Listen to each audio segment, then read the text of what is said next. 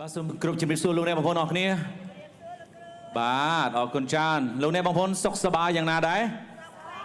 សុខខ្លាំងណាស់ណា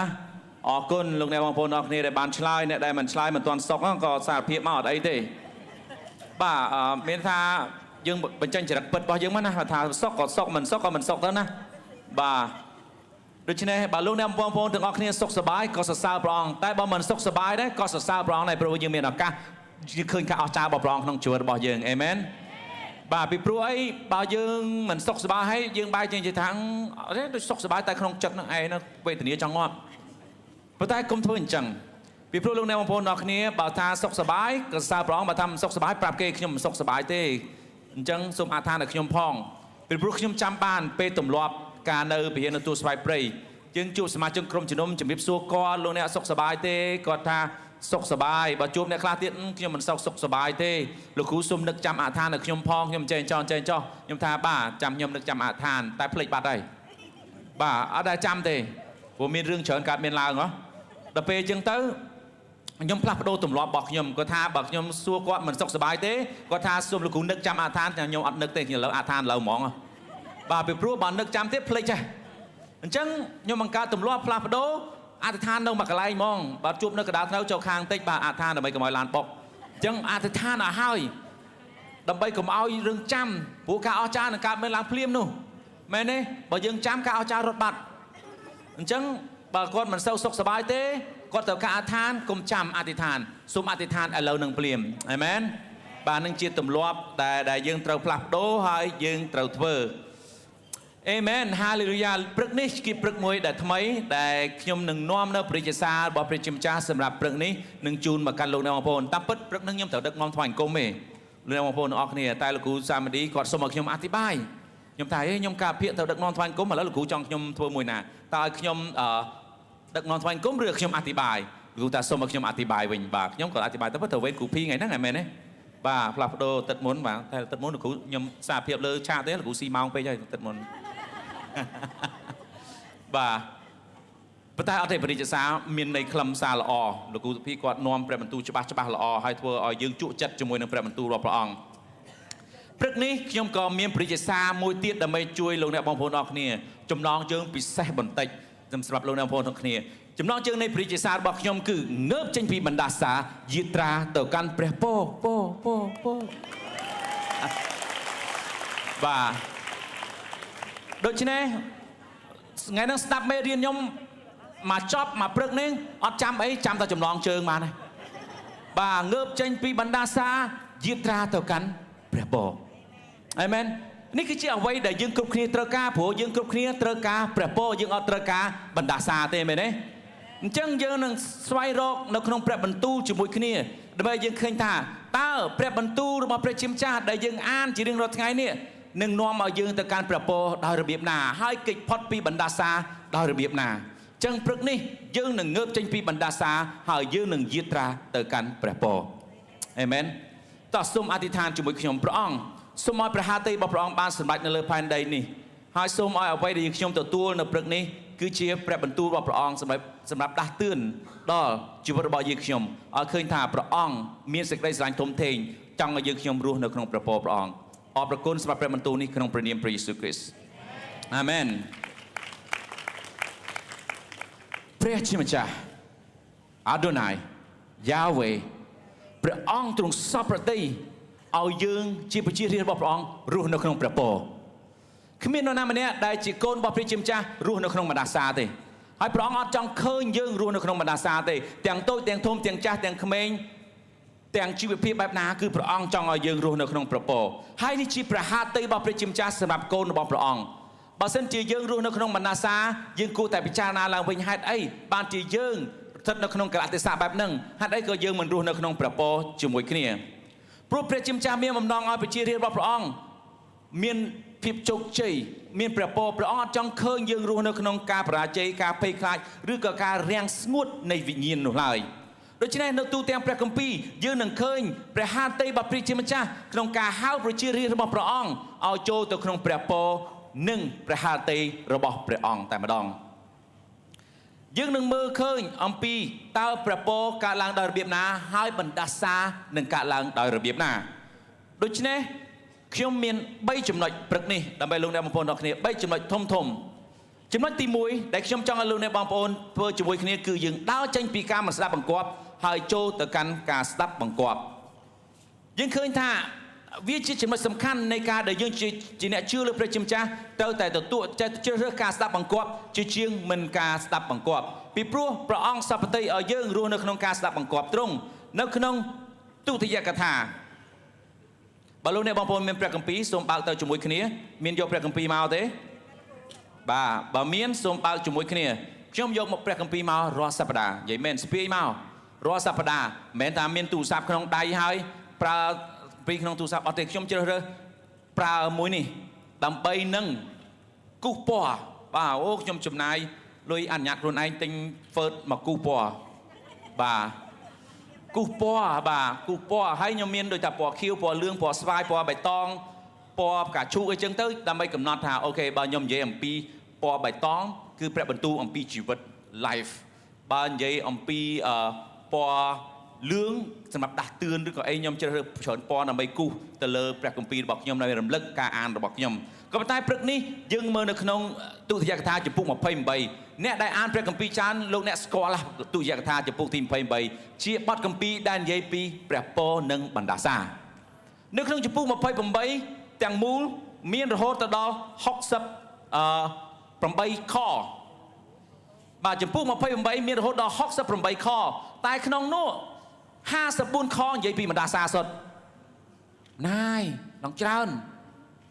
តែមានតែ15ខទេដែលនិយាយពីព្រះពរដល់អញ្ចឹងទៅយើងមើលថាតើហេតុអីបានជាបណ្ដាសាមិនក៏ព្រះអង្គរៀបរាប់ច្រើនម៉េះហើយចុះព្រះពរមិនក៏ព្រះអង្គរៀបរាប់តិចពីព្រោះវាបានបញ្ជាក់នៅក្នុងដំណើរជីវិតរបស់យើងពាក់ព័ន្ធជាមួយនឹងមេរៀនថ្ងៃនេះបើយើងចង់ងើបចេញពីបណ្ដាសាហើយយាត្រាទៅក្នុងព្រះពរតោះយើងមើលជាមួយគ្នាបាត់នៅក្នុងទុតិយកថាចំពុក28ខ1ដល់2បានប្រាប់យើងថាប្រសិនបើអ្នកយកចិត្តទុកដាក់ស្ដាប់តាមព្រះបន្ទូលរបស់ព្រះអម្ចាស់ជាព្រះរបស់អ្នកដោយកាន់និងប្រតិបត្តិតាមបញ្ជាទាំងប្រមាណរបស់ព្រះអង្គដូចខ្ញុំបង្គាប់ថ្ងៃនេះព្រះអម្ចាស់ជាព្រះរបស់អ្នកនឹងប្រទានឲ្យអ្នកទៅជាប្រជាជាតិមួយប្រសើរជាងប្រជាជាតិទាំងអស់នៅលើផែនដីខទី2សំខាន់បាននិយាយថាបើអ្នកស្ដាប់និងបើប្រសិនបើអ្នកស្ដាប់ព្រះបន្ទូលនៃព្រះអម្ចាស់ជាព្រះរបស់អ្នកព្រះអង្គនឹងប្រទានពរគ្រប់យ៉ាងដល់អ្នកព្រះអង្គបាននិយាយថាព្រះអង្គនឹងប្រទានពរតែមួយដល់អ្នកគឺព្រះពរគ្រប់យ៉ាងពាក្យថាគ្រប់យ៉ាងលោកអ្នកជំនួសមកសុខភាពសេដ្ឋកិច្ចការសិក្សាការរៀនសូត្រជំនួញអានឹងជាព្រះពរគ្រប់យ៉ាងដែលព្រះអង្គទ្រង់សព្វតីឲ្យប្រជារាស្ត្ររបស់ព្រះអង្គទទួលក៏ប៉ុន្តែលោកអ្នកបងប្អូនទាំងអស់គ្នានៅក្នុងខទី15បានចែងចេះប្រសិនបើអ្នកមិនស្ដាប់ព្រះសូរសៀងរបស់ព្រះម្ចាស់ជាព្រះនៃអ្នកប្រសិនបើអ្នកមិនកាន់ឬប្រតិបត្តិតាមបទបញ្ជានិងច្បាប់ទាំងប៉ុន្មានដែលខ្ញុំប្រគល់ឲ្យអ្នកនៅថ្ងៃនេះទេអ្នកនឹងទទួលបណ្ដាសាដូចតទៅសូមទោសខ្ញុំអត់អានបណ្ដាសាទេពីព្រោះពេលដែលខ្ញុំអានទៅវាជ្រាបចូលទៅក្នុងជីវិតនឹងវាខ្លាំងពេកបើមើលទៅឃើញសឹងទាំងអស់ហើយអញ្ចឹងខ្ញុំទុកលោកអ្នកបងប្អូនអរគ្នាគិតហើយនឹងអានខ្លួនឯងស្វែងមើលតើបើខ្ញុំមិនស្ដាប់តាមព្រះបន្ទូលតើបណ្ដាសាបែបណាដែលខ្ញុំឃើញថាព្រះអង្គនឹងផ្ដល់មកបើសិនជាយើងដូច្នេះគោលគន្លឹះសំខាន់ដើម្បីគេចផុតពីបណ្ដាសាចូលទៅកាន់ព្រះពរគឺយើងត្រូវស្ដាប់បង្គាប់ចំណុចទី1គឺការដើរចេញពីស្ដាប់បង្គាប់ចូលទៅកាន់ការស្ដាប់បង្គាប់នៅក្នុងខទី6ខ្ញុំសូមអានខទី6ពីព្រោះខទី6នេះបើលោកអ្នកអាចសូមកត់ត្រាទុកព្រីនលើក្រដាសធំបិទនៅមុខកញ្ចក់ពេលលោកអ្នកបងប្អូនកំពុងតុបតែងខ្លួនឬក៏ដាក់នៅក្នុងកន្លែងតុកាយាល័យព្រីនវាឡើងស្អាតសរសេរយ៉ាងស្អាតព្រោះខនេះនឹងរំលឹកដល់អ្នករាល់គ្នាជារៀងរាល់ថ្ងៃខទី6បានចែងថាព្រះអង្គនឹងប្រទានពរដល់អ្នកក្នុងគ្រប់កិច្ចការដែលអ្នកធ្វើអេមែនទេចុះបើយើងបកមកចេះវិញព្រះអង្គនឹងប្រទានពរដល់ខ្ញុំក្នុងគ្រប់កិច្ចការដែលខ្ញុំធ្វើនោះជាខគម្ពីរដែលសំខាន់សម្រាប់លោកអ្នកបងប្អូនទាំងគ្នាលោកអ្នកមានមុខជំនួញលោកអ្នកជាអ្នកធ្វើការលោកអ្នកជាសិស្សលោកអ្នកជាអ្នកដែលមេផ្ទះសូមដាក់ខគម្ពីរនេះចំណាំយ៉ាងកម្មាំងម៉ាងនៅមុខផ្ទះដើម្បីឲ្យឃើញតែម្ដងងាកទៅឃើញដើម្បីរំលឹកខ្លួនឯងថាព្រះអង្គនឹងប្រទានពរក្នុងគ្រប់កិច្ចការដែលខ្ញុំធ្វើគ្មានពេលណាមួយដែលព្រះអង្គនឹងមិនប្រទានពរឲ្យខ្ញុំនោះទេដូច្នេះយើងនឹងមើលនៅក្នុងខគម្ពីរទៀតយើងឃើញអំពីបុរសម្នាក់ ដែលជាអ្នកដែលប្រកែមែនតែនហើយជាអ្នកដែលមានជំនឿខ្លាំងនៅក្នុងប្រវត្តិសាស្ត្រនៃព្រះគម្ពីរគឺលោកអាប់រ៉ាហាំយើងឃើញថាព្រះជាម្ចាស់បានត្រាស់ហៅលោកអាប់រ៉ាហាំនិងលោកស្រីសារ៉ាឲ្យដើរចេញពីភូមិស្រុករបស់គាត់ទៅកាន់ដែនដីមួយដែលគាត់មិនដែលស្គាល់តែសោះព្រះជាម្ចាស់មានបន្ទូលមកកាន់អាប់រ៉ាហាំនៅថាអូចូលចេញពីក្រុងហើយទៅកន្លែងដែលខ្ញុំបង្គាប់អ្នកឲ្យទៅតើលោកអាប់រ៉ាហាំនឹងគិតយ៉ាងម៉េចយីព្រះជាម្ចាស់ជាណាបានប្រាប់ឲ្យខ្ញុំចេញពីផ្ទះរបស់ខ្ញុំឲ្យទៅកន្លែងដែលខ្ញុំមិនស្គាល់តើគាត់នឹងចាប់ផ្ដើមប្រឆាំងជាមួយនឹងសម្លេងមួយនេះឬក៏គាត់ត្រូវធ្វើតាមប៉ុន្តែលោកអាប់រ៉ាហាំជ្រើសរើសធ្វើតាមជាជាងការដែលស្ដាប់សម្លេងនៃការបដិសេធចឹងលោកអាប់រ៉ាហាំបានជ្រើសរើសដើរតាមព្រះជាម្ចាស់មកពេលដែលយើងអានអំពីដំណើរជីវិតរបស់លោកអាប់រ៉ាហាំទាំងមូលយើងឃើញថាលោកអាប់រ៉ាហាំមានទ្រព្យសម្បត្តិច្រើនជាងស្ដេចដែលគាត់ទៅស្រុកនោះទៀតវ៉ាវចឹងយើងឃើញថានៅពេលដែលលោកអាប់រ៉ាហាំស្ដាប់បង្គាប់ព្រះពរក៏កើនឡើងជាលំដាប់ដល់ស្នាក់មានច្រើនពេកសូម្បីតែអ្នកនៅជាមួយគាត់នឹងក៏មានទ្រព្យសម្បត្តិច្រើនហូរហៀទៀតយើងមើលក្មួយប្រុសរបស់គាត់លោកឡុតនៅជាមួយអាប់រ៉ាហាំយូរទៅមានសឹងស្មើលោកអាប់រ៉ាហាំដែរមានទ្រព្យសម្បត្តិច្រើនរហូតដល់តែឆ្លោះគ្នាអ្នកមើលជាមរបស់លោកឡុតនិងអ្នកមើលជាមរបស់លោកអាប់រ៉ាហាំឆ្លោះគ្នារឿងដដើមស្មៅឲ្យជាមស៊ី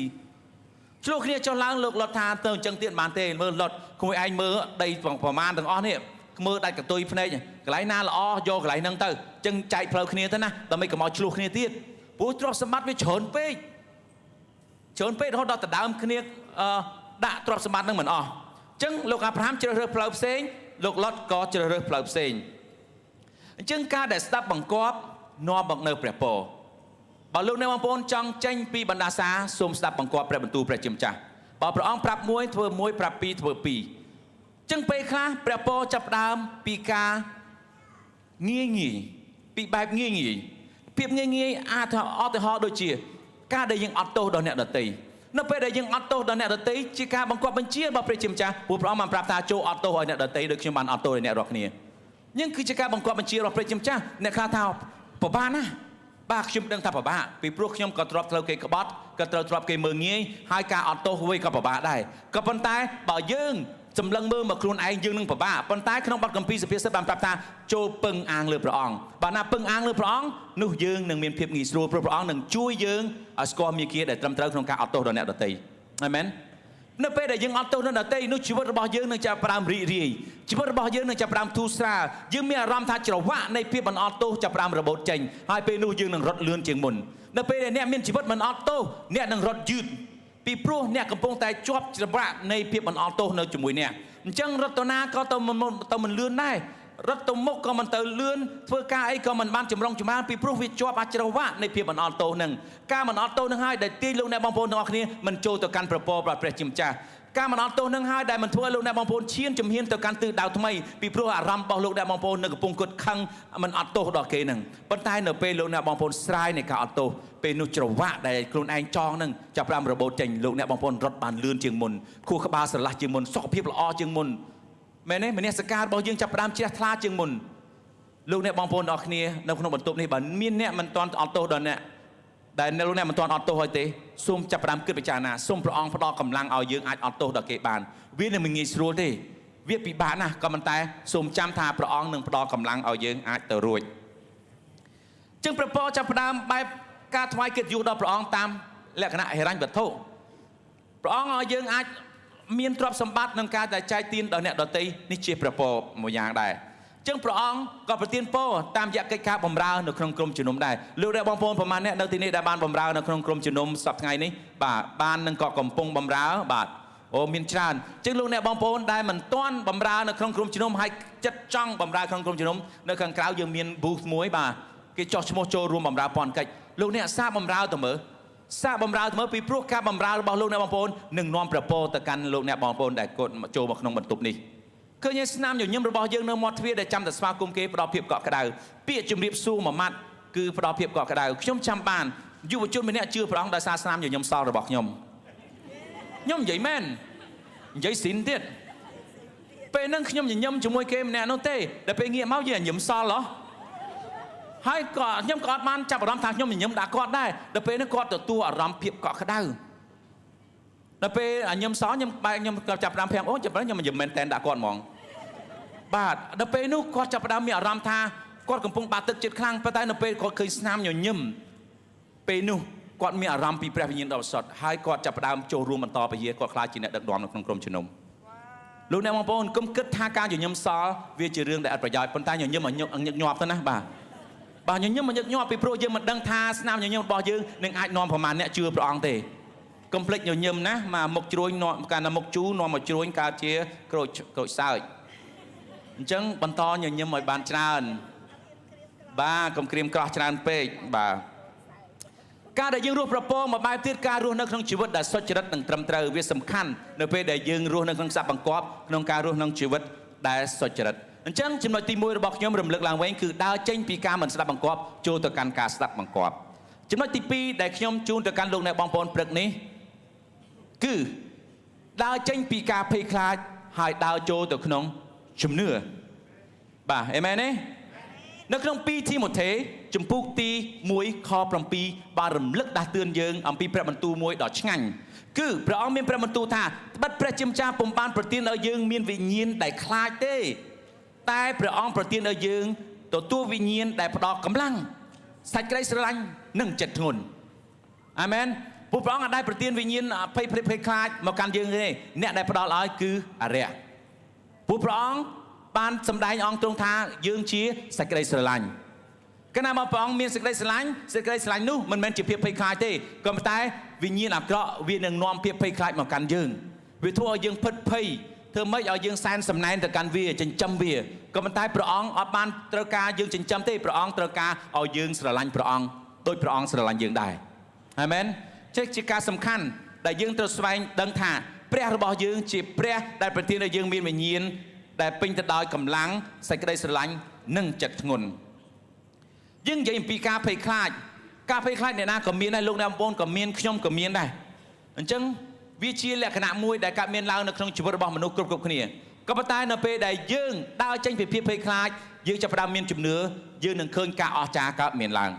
ដោយនៅក្នុងអត្ថបទគម្ពីរយ៉ូស្វេជំពូកទី3ខទី14ដល់17ដែលឃើញជនជាតិអ៊ីស្រាអែលដែលត្រូវឆ្លងកាត់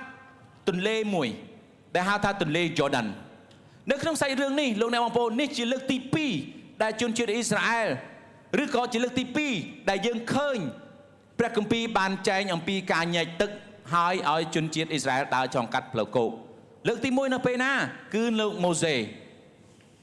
នាំប្រជាជនអ៊ីស្រាអែលចេញពីក្រុងស្រុកអេស៊ីបធ្វើដំណើរទៅដែនដីសន្យាពេលនោះគាត់ណាដើរបានមួយយប់ពីរយប់ហើយស្រាប់ស្ដេចស្រុកអេស៊ីបនិយាយថាមិនកើតទេអត់មានអ្នកបម្រើទៀតទេត្រូវដេញតាមចាប់យកមកវិញ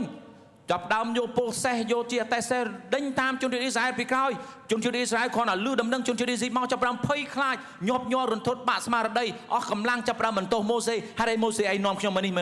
នុស្សចាប់ដើមបន្ទោសអ្នកដឹកនាំថានាំគេទៅរកសេចក្តីស្លាប់ប៉ុន្តែព្រះជាម្ចាស់បានផ្ដល់ចម្លើយមួយលោកអ្នកបងប្អូនហេតុការណ៍នោះបើយើងមើលឃើញយើងឃើញថាជនជាតិអ៊ីស្រាអែលកំពុងស្ថិតនៅក្នុងភាពតច្រកនៅពេលដែលយើងចាប់ផ្ដើមស្ថិតនៅក្នុងភាពតច្រកយើងចាប់ផ្ដើមស្ដីបន្ទោសអ្នកដឹកនាំយើងចាប់ផ្ដើមស្ដីបន្ទោសអ្នកនេះអ្នកនោះដើម្បីឲ្យខ្លួនយើងស្រាកស្រានអារម្មណ៍ប៉ុន្តែវាមិនស្រាកស្រានអារម្មណ៍ទេវានៅតែមានភាពភ័យខ្លាចនៅខាងឆ្វេងដៃមានភ្នំខាងស្ដាំដៃមានភ្នំនៅខាងក្រោយទ័ពអេស៊ីបមកនៅខាងមុខមានសមុទ្រស្លាប់មួយយ៉ាងប៉ុណ្ណាណីគ្មានទូគ្មានអីឆ្លងទេតែនៅពេលដែលយើងដល់ភាពតច្រកព្រះជាម្ចាស់នឹងផ្ដល់ចម្លើយម៉ូសេចាប់ផ្ដើមអធិដ្ឋានទូលសូមព្រះជាម្ចាស់ព្រះអង្គតើឲ្យទូលបង្គំធ្វើយ៉ាងម៉េចព្រះអង្គថាមើលអ្វីនៅក្នុងដៃរបស់អ្នកគឺដំបងអញ្ចឹងគោះទឹកពេលនោះមានអ្វីកើតឡើងសមុទ្រស្លាប់ក៏ចាប់ផ្ដើមញែកជាពីរមានផ្លូវគោកសម្រាប់ជនជាតិអ៊ីស្រាអែលឆ្លងនៅពេលដែលទីណាដែលគ្មានផ្លូវព្រះអង្គនឹងបង្កើតផ្លូវសម្រាប់យើង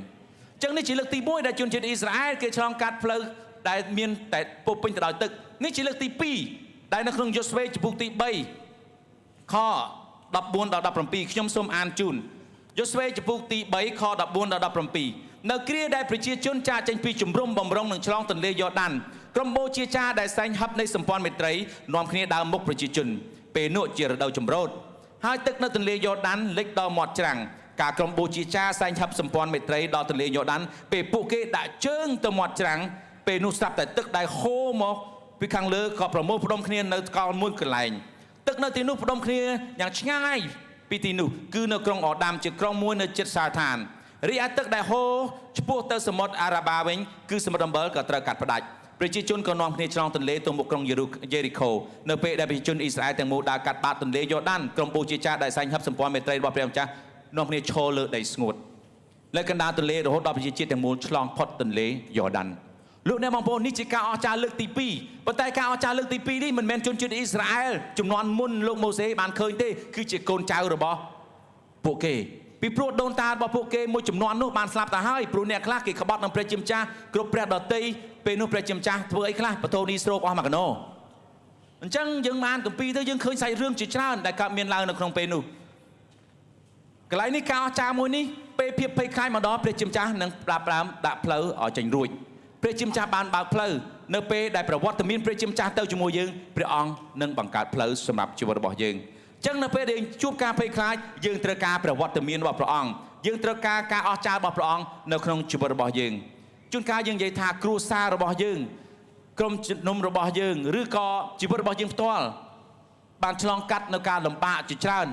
ផ្នែកហិរញ្ញវត្ថុផ្នែកសុខភាពឬក៏ឧបសគ្គនានាកើតឡើងក្នុងជីវិតរបស់យើងប៉ុន្តែនៅពេលដែលយើងទុកចិត្តលើព្រះជាម្ចាស់និងទុកចិត្តលើភាពស្មោះត្រង់របស់ព្រះជាម្ចាស់នោះព្រះអង្គនឹងបើកទ្វារដែលយើងគិតស្មានមិនដល់ថាមានផ្លូវចេញចឹងសោះមិននឹកស្មានថាតាមរបៀបហ្នឹងគឺព្រះអង្គចាប់ផ្ដើមបើកផ្លូវសម្រាប់យើងចឹងជាការសំខាន់នៅពេលដែលយើងទុកចិត្តលើព្រះអង្គដើរចេញពីភាពសង្ស័យចូលទៅក្នុងជំនឿអាមែនត្រូវងើបចេញពីភាពសង្ស័យទាំងអស់ហ្នឹងដើរចូលទៅក្នុងជំនឿដើម្បីឲ្យឃើញថាការអស្ចារ្យនឹងដើរជាមួយយើងដែរនៅពេលដែលយើងមានជំនឿអាមែនអេមែនទេសូមប្រាប់គ្នាទៅវិញមកដើរដោយជំនឿ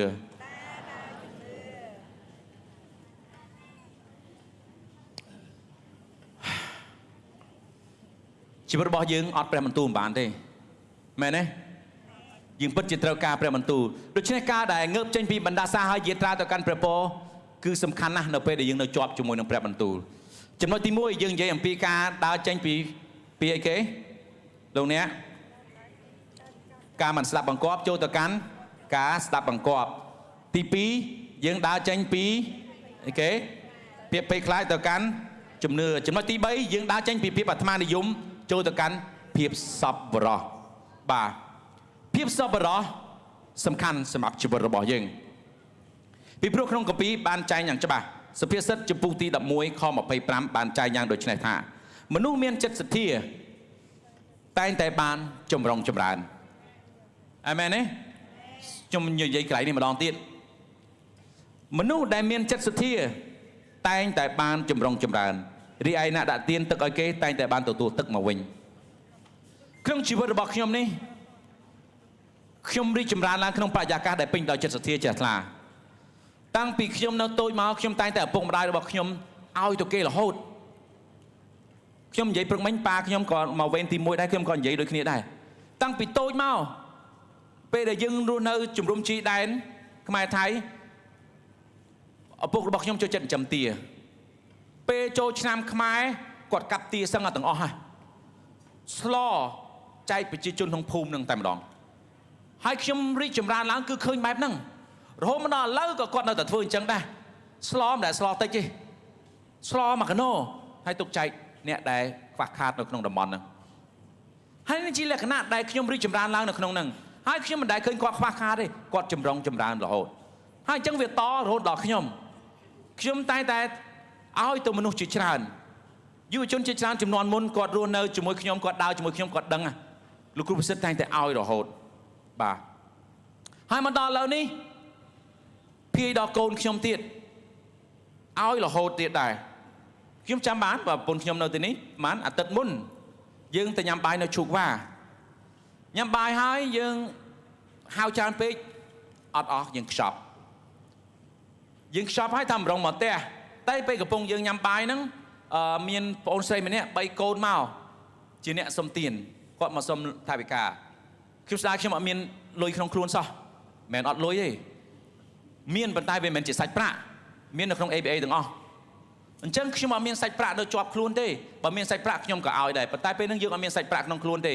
យើងមានតែនៅក្នុងអាបា ABA បាទអញ្ចឹងខ្ញុំថាខ្ញុំមិនអាចឲ្យគាត់បានទេអញ្ចឹងថាខ្ញុំអត់មានតែពេលយើងញ៉ាំហើយយើងរៀបឡើងឡាន dương nhâm vậy một bốn ta dương ai bài nâng từ căn kê ọt bài để dương nữa bao xin chỉ quặn một cắt dương bao cái chọ hai bốn xây ta bốn vô bài nâng ọt bao mình bạc căn quát từ tua nó bây giờ quát từ tua quát còn là ban bài quát tùng cùi cái bài cái lại muối vì nè con quát bao nhắm phim tại mà đòn ôi nhâm shocking hay con bọc nhóm trồ đồ đấy quát khơi quát chập đam miên chật ẩn nật hay con lối cái nó con miên lối mán mà pram rồi mà po này nó ngay đã thông cái bao quát cái thà dương chỉ tập hot hai quát khơi chân quát trong dùng ấy quát cái thà quát trong ao lùi nâng tờ càn ấy dương có chỉ tập lót vơ lan mà chung tập lót mà rồi ôn xây nâng mình rót khơi quát tập bạt ấy cho dùngก็ถ้าก็รับมีนอากาศขนมกายกลอยหนึ่งออกหนึ่งแต่เอาโอเคอันนั้นคือเชียปุ่มไหนมวยได้จับดำพีดอกโกนเป็นแต่ปุ๊กจับดำมีนจัดล้อวิโกนเคยโกนจับดำเรียนบรรต่อตีดให้ทำไมในมวยเตี้ยจงคอยนี่เตี้ยยังจีมาต่อสต็อปโนบริกยังบรรยำไอ้ได้ก็จับมาโดยขี้ได้สับเคยมีนบองโอนโปรปีเนี่ยมาใส่มวยโปรมวยปีเนี่ยได้มาส้มตีนในกลางสต็อปโนบริกนั้นยังก็มีเลยจะขาดโดยขี้เตี้ยแต่ยังก็มีอาหารซอยังก็เบาได้หากอดมายำอาหารกอดก็บานเตรียมกอดแต่ยำเตรียมจังโกนยังก็เคยอัมพีระเบียบได้ยังตะตีนแต่กันเนี่ยเราตีได้จึงการได้ยังและบ้องจัดอัตมาในยุ่มให้ประพฤติอำเภอละอ๋อได้การเอานู่ยืนหนึ่งเคยประโปกับเมียนหลังให้มนุษย์เนี่ยได้เกบานตัวไปยืนเกหนึ่งตัวประโปเอเมนโดยเฉพาะรัฐพอลตรงเวอร์เนี่ยพวกมาได้คือหนึ่งปะปอดอจิบระบอกโกนลูกเด็กบางคนออกนี้กลมคล้ายขนมกาเทอร์ไก่กาละอ๋อปีโปรเปรจิมจ้าสับปะตีเอายืนเทอร์ไก่กาละอ๋อจะเรียงหลอดไงอาเมนเน่สุ่มปรับคณีทวินธรรมะตมองทาเตาเมียนจัดสับรอยื่นมือเคยอย่างปีจัดสับรอมวยติดนักขนมบัดกัมปีมาไทยนักขนมมาไทยบ่านักขนมมาไทยจะปุกตีดับบุญข้อดับใบล้อมาเผยมวยนักขนมนู้บ้านยี่อมปีเขมรมันเนี่ยได้เมียนจัดสับรอเพียบจัดสับรอระบอกเขมรมันเนี่ยนู้ทั่วอ้อยมนุษย์รอบปอนเนี่ยตัวหลักพอปีจัดสับรอระบอกเขมรนู้เชื่อมนังอ่านจูนการพระเยซูเรียบดำนังนี้ตรงก่อยิงจอดตุกจะเจนจมวยซะช่วยตะกันกระไรงัดได้จะไล่ปีบรรดาชนปนใต้มหาชนปานตั้งให้นอกนี้เจนปีกรงนี้ต่อตามพระองค์การพระเยซูล้างตุกโดดเคยมหาชนดอจานដូចនេះព្រះអង្គក៏មានព្រះハតេអណត្តសោគេពនពេកណាស់ហើយព្រះអង្គក៏ប្រោសអ្នកជំងឺឲ្យជាពេលនោះថ្ងៃជ្រេណាស់ហើយសិស្សនាំគ្នាចូលមកចិត្តព្រះអង្គទូលថាទីនេះស្ងាត់ណាស់ហើយក៏ចិត្តយប់ផងសូមប្រាប់បរ្តាជនទាំងនោះឲ្យត្រឡប់ទៅវិញទៅរកម្ហូបអាហារនៅតាមភូមិប៉ុន្តែព្រះយេស៊ូវមានបន្ទូលទៅសិស្សថាមិនបាច់ឲ្យគេត្រឡប់ទៅវិញទេចូលអ្នករកគ្នាយកម្ហូបអាហារឲ្យគេបរិភោគទៅពួកសិស្សទូលថាយើងខ្ញុំអ្នកឃើញក្មេងមានតែនំប៉័ង5ដុំនិងត្រីងៀត2កន្ទុយប៉ុណ្ណោះព្រះមានបន្ទូលថាយកនំប៉័ង5ដុំនិងត្រីងៀត2កន្ទុយនោះមកឲ្យខ្ញុំបន្ទាប់មកព្រះអង្គក៏ប្រាប់បរ្តាជនឲ្យអង្គុយលើស្មៅព្រះអង្គយកនំប៉័ងទាំង5ដុំនិងត្រី2កន្ទុយមកកាន់ទ្រង់ងើបព្រះភ័ក្ត្រឡើងទៅលើហើយសរសើរដំកើងព្រះជាម្ចាស់ហើយកាច់ប្រទាននំប៉័ងឲ្យពួកសិស្សក៏ចែកឲ្យបណ្ដាជនបរិភោគអ្នកទាំងនោះបានបរិភោគឆ្អែតគ្រប់គ្នាហើយពួកសិស្សប្រមូលនំប៉័ងដែលនៅសល់បាន12ល្អីលោកអ្នកបងប្អូនទាំងអស់គ្នានំប៉័ង5ដុំត្រី2កន្ទុយអាចចម្អែតមនុស្ស5000នាក់នេះរាប់តែបរិសុទ្ធទេអត់បានរាប់ពីក្មេងហើយនិងស្ត្រីទេចឹងវាលើសពី5000នាក់ទៅទៀតដោយសារចិត្តសប្បុរសរបស់ក្មេងម្នាក់ដែលមានអាហាររបស់គាត់យកមកអញ្ចឹងនៅក្នុងនេះយើងឃើញទស្សនវិជ្ជានេះព្រះអង្គយកអ្វីដែលយើងមាននៅក្នុងដៃឲ្យបណ្ដាជនអង្គុយឲ្យព្រះអង្គពហុគុណនៅអ្វីដែលយើងមានទៅកាន់ព្រះអង្គនៅពេលដែលយើងឲ្យអ្វីដែលយើងមានទៅកាន់ព្រះអង្គនឹងយករបស់ទាំងអស់នោះមកពហុគុណហើយយើងនឹងឃើញថាអ្វីដែលយើងមាននៅក្នុងដៃជាព្រះពរសម្រាប់មនុស្សជាច្រើនអញ្ចឹងលោកអ្នកបងប្អូនទាំងអស់គ្នាមិនបាច់ខ្លាចក្នុងការដែលថ្វាយទៅកាន់ក្រុមជំនុំឬឲ្យទៅកាន់ក្រុមជំនុំទេព្រោះក្រុមជំនុំជីវិតថ្មីគ្រូកងវាទាំងអស់ដឹងណាស់សមាជិកក្រុមជំនុំគឺពូកែហើយយើងមិនដែលសង្ស័យតទៅសោះអំពីចិត្តសប្បុរសរបស់លោកអ្នកបងប្អូនទាំងអស់គ្នាគ្រូកងវានៅថ្នាក់ដឹកនាំរបស់យើងតែងតែរំភើបនឹងសប្បាយចិត្តអំពីចិត្តសប្បុរសរបស់លោកអ្នកបងប្អូនទាំងអស់គ្នាយើងមិនដែលសង្ស័យថាតិចក្រុមជំនុំលួចលាក់លៀមអីទៅហីអត់ទេមិនដែលតទៅសោះយើងតែងតែស្ងើចសរសើរនិងអរគុណដល់ចិត្តសប្បុរសរបស់លោកអ្នកបងប្អូនទាំងអស់គ្នាហើយយើងចង់ជំរុញឲ្យលោកអ្នកបងប្អូនទាំងអស់គ្នាបន្តទៀតរដូវនេះជារដូវបង្កបង្កើនផលដែលយើងនិយាយអំពីការថ្វាយទៅកាន់ក្រុមជំនុំសម្រាប់បុព្វហេតុដ៏សមរម្យមួយជាងជាការសំខាន់ដែលលោកអ្នកបងប្អូនទាំងគ្នាបន្តអធិដ្ឋានបន្តបង្ហាញចិត្តសប្បុរសតទៀតបន្តជំរុញបន្តណែនាំបន្តទាញ យកនៅអ្នកដែលមិនទាន់យល់អំពីចិត្តសប្បុរសឲ្យគាត់ចាប់ផ្ដើមយល់អំពីការទាំងអស់នេះទៀតពីព្រោះយើងមានបុព្វហេតុជាក់លាក់ចិត្តសប្បុរសរបស់លោកអ្នកបងប្អូនទាំងគ្នានឹងធ្វើឲ្យមនុស្សរាប់ពាន់នាក់ទទួលព្រះពរអេមែនចិត្តសប្បុរសរបស់លោកអ្នកបងប្អូនទាំងគ្នានឹងចំអែតមនុស្សជាច្រើនអ្នកចិត្តសប្បុរសរបស់លោកអ្នកបងប្អូនទាំងគ្នានឹងធ្វើឲ្យមនុស្សរាប់ពាន់នាក់ទៀតឃើញសេចក្តីសង្ឃឹមសេចក្តីស្រឡាញ់និងអនាគតនៅក្នុងព្រះរាជរបស់ព្រះជាម្ចាស់ចឹងមិនបាច់ខ្លាចទេក្នុងការដែលមានចិត្តសប្បុរសនៅក្នុងក្រុមគ្រួសាររបស់ខ្ញុំយើងតែងតែបន្តនិងរក្សាចិត្តសប្បុរសនេះជានិច្ចហើយយើងនឹងមិនដែលឃ្លាតឆ្ងាយពីចិត្តសប្បុរសនេះទេសម្រាប់ខ្ញុំនិងភរិយារបស់ខ្ញុំយើងសម្រេចចិត្តថាការថ្វាយដង្វាយទៅកាន់ក្រុមជំនុំគឺជារឿងចាំបាច់និងអត្ថិភាពសម្រាប់ផ្នែកថវិការបស់យើងនឹងមិនស៊ីក្របពូជរបស់យើងទេយើងអនុញ្ញាតឲ្យព្រះជាម្ចាស់ទ្រង់ធ្វើការតាមរយៈក្របពូជនេះយើងមិនដែលដាក់ដង្វាយ 10% ទេយើងដាក់លើស 10% យើងមិនដែលដាក់ដង្វាយតែមួយដងទេយើងដាក់ដង្វាយច្រើនដងទៅកាន់ពាន់កិច្ចនេះពាន់កិច្ចនោះប៉ុន្តែយើងមិនដែលប្រាប់លោកអ្នកបងប្អូនអរគ្នាថាយើងដាក់តាណាទេប៉ុន្តែយើងនឹងបន្តដាក់ពីព្រោះព្រះអង្គទ្រង់សព្វតីឲ្យយើងមានចិត្តសប្បុរសហើយចិត្តសប្បុរសនេះនឹងបន្តគ្រប់ចំនួនហើយចិត្តសប្បុរសនេះនឹងបន្តប៉ះពាល់ដល់ជីវិតរបស់អ្នកដទៃទៀតជាច្រើនចឹងខ្ញុំរំលឹកម្ដងទៀតមិនបាច់ខ្លាចក្នុងការធ្វើជាមនុស្សដែលមានចិត្តសប្បុរសនោះឡើយព្រោះព្រះអង្គសព្វតីឲ្យយើងមានចិត្តសប្បុរសនៅពេលដែលយើងមានចិត្តសប្បុរសហើយយើងមានការស្ដាប់បង្គាប់យើងនឹងទទួលព្រះពរដូច្នេះខ្ញុំនឹងសូមអានព្រះពរបន្តទៀតឲ្យលោកអ្នកបងប្អូនទាំងអស់គ្នាបានឃើញខ្ញុំនឹងមិនអានបណ្ដាសាទេតែខ្ញុំអានអំពីព្រះពររបស់ព្រះជាម្ចាស់អញ្ចឹងលោកអ្នកបងប្អូនទាំងអស់គ្នាដែលមានព្រះគម្ពីរឬក៏អ្វីសូមកត់ទុកឬក៏ស្ដាប់ក៏បានដែរខ្ញុំនឹងអានទុតិយកថាចំពុកទី28ដែលនិយាយអំពីព្រះពរអញ្ចឹងគ្រាន់តែសូមស្ដាប់បន្តិចស្ដាប់សំឡេងដ៏ក្រអួនក្រអៅរបស់ខ្ញុំអានជូនលោកអ្នកប្រសិនបើអ្នកយកចិត្តទុកដាក់ស្ដាប់តាមព្រះបន្ទូលរបស់ព្រះអម្ចាស់ជាព្រះរបស់អ្នកដោយកាន់នឹងប្រតិបត្តិតាមបញ្ជាទាំងប៉ុន្មានរបស់ព្រះអង្គដោយខ្ញុំបង្គាប់នៅថ្ងៃនេះព្រះអម្ចាស់ជាព្រះរបស់អ្នកនឹងប្រទានឲ្យអ្នកបានទៅជាប្រជាជាតិមួយប្រសើរជាងប្រជាជាតិទាំងអស់នៅលើផែនដីប្រសិនបើអ្នកស្ដាប់តាមព្រះបន្ទូលនៃព្រះអម្ចាស់ជាព្រះរបស់អ្នកព្រះអង្គនឹងប្រទានពរគ្រប់យ៉ាងដល់អ្នកគឺព្រះអង្គប្រទានពរដល់អ្នកនៅតាមទីក្រុងព្រះអង្គប្រទានពរដល់អ្នកនៅតាមស្រែចម្ការព្រះអង្គប្រទានពរឲ្យអ្នកមានកូនចៅច្រើនឲ្យដីរបស់អ្នកកើនភោគផលបរិបូរណ៍ហើយវងសត្វរបស់អ្នកគឺគោនិងជៀមក៏នឹងកើនចំនួនឡើងជាច្រើនដែរព្រះអង្គប្រទានពរឲ្យអ្នកមានផ្លែឈើពេញល្អីព្រមទាំងមានស្រូវពេញចង្រុកព្រះអង្គនឹងប្រទានពរដល់អ្នកក្នុងគ្រប់កិច្ចការដែលអ្នកធ្វើព្រះអង្គម្ចាស់នឹងធ្វើឲ្យប្រជាមិត្តបាក់ទ័ពរត់នៅពីមុខអ្នកពួកគេចេញមកវាយអ្នកដោយដើរតាមផ្លូវតែមួយតែពួកគេនឹងរត់នៅមុខអ្នកតាមផ្លូវ7ព្រះអង្គម្ចាស់ប្រទានពរឲ្យអ្នកមានស្រូវពេញចង្រុកហើយអ្វីៗដែលអ្នកធ្វើព្រះអង្គប្រទានពរជានិច្ចព្រះអង្គម្ចាស់ជាព្រះរបស់អ្នកនឹងប្រទានពរអ្នកក្នុងស្រុកដែលព្រះអង្គប្រទានពរឲ្យអ្នក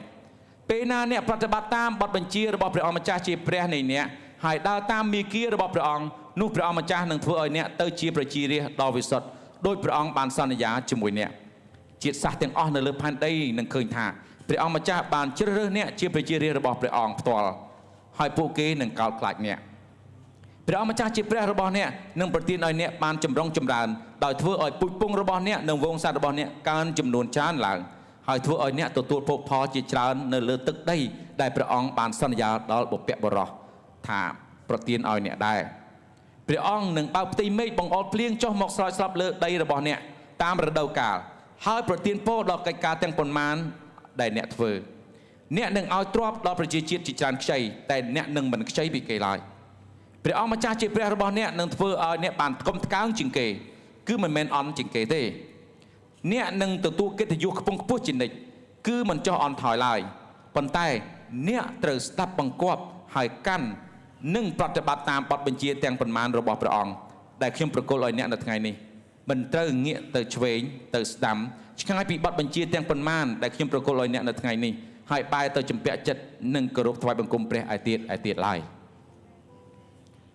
នេះជាព្រះពររបស់ព្រះជាម្ចាស់សម្រាប់ប្រជារាស្ត្ររបស់ព្រះអង្គនៅពេលដែលយើងស្ដាប់បង្គាប់សូមចេញក្រោកឈរឡើងខ្ញុំចង់បញ្ចប់ដោយបន្សល់ទុកនៅខគម្ពីរមួយនេះទៅកាន់លោកអ្នកបងប្អូនទាំងអស់គ្នាខគម្ពីរនេះនៅក្នុងហ្វីលីបចំពុកទី4ខ19ហ្វីលីបចំពុកទី4ខ19បាននិយាយថាព្រះរបស់ខ្ញុំ និងបំពេញសេចក្តីត្រូវការគ្រប់យ៉ាងរបស់បងប្អូនស្របតាមសេរីរុងរឿងដ៏ប្រសើរបំផុតរបស់ព្រះអង្គដោយរួមក្នុងអង្គព្រះគ្រីស្ទយេស៊ូវសូមលោកអ្នកបងប្អូនចាំថាព្រះជាម្ចាស់ទ្រង់ស្មោះត្រង់បើព្រះអង្គប្រទាននិមិត្តព្រះអង្គនឹងប្រទានការគ្រប់គ្រងដែរមិនបាច់ខ្លាចក្នុងការជឿទុកចិត្តលើព្រះអង្គឡើយព្រឹកនេះលោកអ្នកបងប្អូនអរគ្នាយើងនឹងងើបចេញពីបណ្ដាសាហើយយាត្រាទៅកាន់ព្រះពរដែលជាចំណែកដែលព្រះអង្គមានបំរុងទុកសម្រាប់យើងខ្ញុំចង់ឲ្យលោកអ្នកបងប្អូនអរគ្នាយកពេលបន្តិចអរគុណព្រះអង្គសម្រាប់អ្វីដែលយើងបានទទួលនៅព្រឹកនេះអរគុណព្រះអង្គសម្រាប់មាគ៌ាដ៏សុចរិតនិងត្រឹមត្រូវដែលនាំទូបង្គំងើបចេញពីភាពខ្មៅងងឹតចេញពីអពមង្គលចេញពីបណ្ដាសាហើយដើរចូលទៅកាន់ព្រះពរដែលព្រះអង្គមានបំរុងទុកសូមលើកសំឡេងឡើងអធិដ្ឋានសម្រាប់ខ្លួនឯងសម្រាប់ក្រុមគ្រួសារសម្រាប់ការងាររបស់យើងឬក៏អ្វីផ្សេងទៀតជំនួយផ្សេងទៀតសូមអធិដ្ឋានហាឡេលូយ៉ាហាឡេលូយ៉ា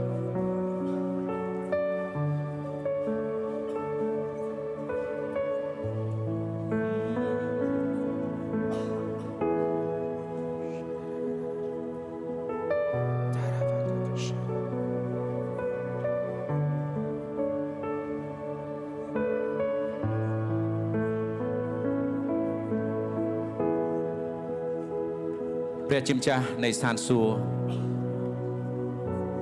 ព្រះអង្គជាព្រះរបស់ទូបង្គំយើងខ្ញុំទាំងអស់គ្នាថ្ងៃនេះទូបង្គំយើងខ្ញុំទាំងអស់គ្នាអរព្រះគុណព្រះអង្គសម្រាប់ព្រះបន្ទូលដែលចាក់ជ្រៅទៅក្នុងដួងចិត្តរបស់យើងឲ្យយើងខ្ញុំដឹងថាការដែលយើងខ្ញុំស្ដាប់បង្គាប់ការដែលយើងខ្ញុំមានជំនឿការដែលយើងខ្ញុំមានចិត្តសប្បុរសនោះយើងខ្ញុំនឹងកិច្ចផុតពីបណ្ដាសាផ្សេងឲ្យយើងខ្ញុំនឹងដើរទៅកាន់ព្រះពរដែលព្រះអង្គមានបំរុងទុកសម្រាប់យើងខ្ញុំជាព្រះពរមិនត្រឹមតែសម្រាប់ជីវិតទូបង្គំតែនឹងតរាប់ពាន់ដំណរទូបង្គំអរព្រះគុណព្រះអង្គសម្រាប់ឱកាសដែលយើងខ្ញុំអាចឈរនៅទីនេះទទួលព្រះជាសារនៅព្រឹកនេះដើម្បីយើងខ្ញុំអាចមើលឃើញពីភាពមហិមានិងការអស្ចារ្យរបស់ព្រះអង្គនៅក្នុងជីវិតរបស់ទូបង្គំយើងខ្ញុំទាំងអស់គ្នាព្រះអង្គហើយសូមព្រះអង្គបានដកចេញនៅចិត្តសង្ស័យទាំងប៉ុន្មានសូមដកចេញនៅចិត្តដែលខ្វះជំនឿសូមដកចេញនៅចិត្តអាត្មានិយមប៉ុន្តែព្រះអង្គដាក់មកវិញនៅជំនឿដាក់មកវិញនៅចិត្តសប្បុរសដាក់មកវិញនៅការស្ដាប់បង្គាប់ដើម្បីយើងខ្ញុំអាចឃើញពីការអស្ចារ្យហើយមនុស្សជាច្រើនគេនឹងបានទទួលលទ្ធផលពីការអស្ចារ្យដែលព្រះអង្គធ្វើតាមរយៈជីវិតរបស់យើងខ្ញុំមិនតែប៉ុណ្ណោះសូមជួយយើងខ្ញុំបន្តរីកចម្រើនជារៀងរាល់ថ្ងៃដើម្បីកុំឲ្យយើងខ្ញុំគ្រាន់តែជាគ្រឹះបរិស័ទសាមញ្ញប៉ុន្តែយើងជាគ្រឹះបរិស័ទដែលពេញដោយជំនឿពឹងអាងលើព្រះបន្ទូលរបស់ព្រះអង្គទុកចិត្តទាំងដឹងថាព្រះអង្គនឹងត្រួសត្រាយគ្រប់ទាំងផ្លូវព្រះអង្គប្រសិនបើយើងជួបវិបត្តិឬក៏បញ្ហាណាមួយនៅក្នុងជីវិតរបស់យើងមិនថាផ្នែកសេដ្ឋកិច្ចមិនថាខាងផ្នែកសុខភាពមិនថាផ្នែកការងារការសិក្សាសូមព្រះអង្គប្រទានពរឲ្យយើងអាចរកផ្លូវឃើញរួចពីព្រោះទូបង្គំដឹងថាតាមរយៈព្រះបន្ទូលនៅពេលដែលយើងចូលដល់កន្លែងជាប់តល់ព្រះអង្គនឹងបង្កើតផ្លូវថ្មីសម្រាប់យើងព្រះអង្គនឹងឲ្យយើងខ្ញុំចេញរួចទូបង្គំអរព្រគុណព្រះអង្គណាស់ដែលប្រហាតីរបស់ព្រះអង្គមិនដែលចេញពីទូបង្គំយើងខ្ញុំឡើយសូមបន្តគង់នៅជាមួយទូបង្គំយើងខ្ញុំហើយអនុញ្ញាតឲ្យយើងខ្ញុំបន្តស្ដាប់ពីព្រះសូរសៀងរបស់ព្រះអង្គជារៀងរាល់ថ្ងៃអនុញ្ញាតឲ្យយើងខ្ញុំស្ដាប់បង្គាប់ព្រះអង្គហើយទាំងទទួលស្គាល់ថាព្រះអង្គជាព្រះលើអស់ទាំងព្រះព្រះអង្គជាព្រះដែលតែងតែធ្វើការអស្ចារ្យហើយព្រះអង្គគង់នៅជាមួយខ្ញុំអរព្រគុណទ្រង់ក្នុងព្រះនាមព្រះយេស៊ូវគ្រីស្ទអេមែនហើយខ្ញុំសង្ឃឹមថាព្រះបន្ទូលនៅថ្ងៃនេះពិតជាលើកទឹកចិត្តនិងផ្ដល់កម្លាំងទៅដល់លោកអ្នកបងប្អូនទាំងអស់គ្នាឲ្យប្រសិនបើលោកអ្នកបងប្អូនទាំងអស់គ្នាមានអារម្មណ៍ថាព្រះអង្គបានប៉ះពាល់ចិត្តដើម្បីចូលរួមចំណែកនៅក្នុងការគាំទ្រតាមរយៈការថ្វាយចូលមកក្នុងក្រុមជំនុំជីវិតថ្មីដើម្បីចូលរួមគាំទ្រកិច្ចការដែលក្រុមជំនុំជីវិតថ្មីធ្វើនៅក្នុងការផ្សាយដំណឹងល្អបង្កើតសិស្សនិងដាំក្រុមជំនុំលោកអ្នកបងប្អូនអាចចូលរួមជាមួយនឹងក្រុមជំនុំជីវិតថ្មីសូមព្រះជាម្ចាស់ប្រទានពរ